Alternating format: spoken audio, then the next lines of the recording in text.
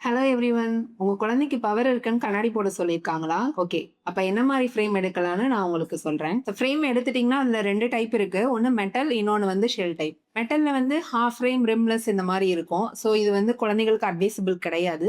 ஏன்னா, அதுல வந்து நோஸ் பட் வரும். நம்ம போடுறப்ப நோஸ்ல இம்ப்ரஷன் ஆகும், மார்க் விழுகும். அவங்க மெட்டல்ன்றப்ப சீக்கிரம் உடைச்சுருவாங்க. அதனால மெட்டல் வந்து குழந்தைகளுக்கு அட்வைசபிள் கிடையாது. ஸோ மெட்டல் நீங்க செலக்ட் பண்ணாதீங்க.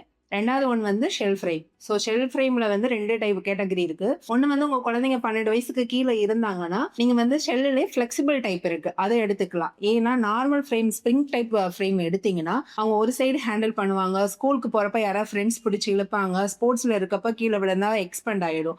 ஸோ நீங்க ஃப்ளெக்சிபிள் ஃப்ரேம் போனீங்கன்னா என்ன ஆகும்னா, அது ஃப்ளெக்சிபிளா இருக்கனால குழந்தைங்க ஒரு சைடு ஹேண்டில் பண்ணாலும், கீழ விழுந்தாலும், எது பண்ணாலும் அது வந்து எக்ஸ்பேண்ட் ஆகாது. லூஸ் ஆகி மூக்குல இருந்து கீழ இறங்காது.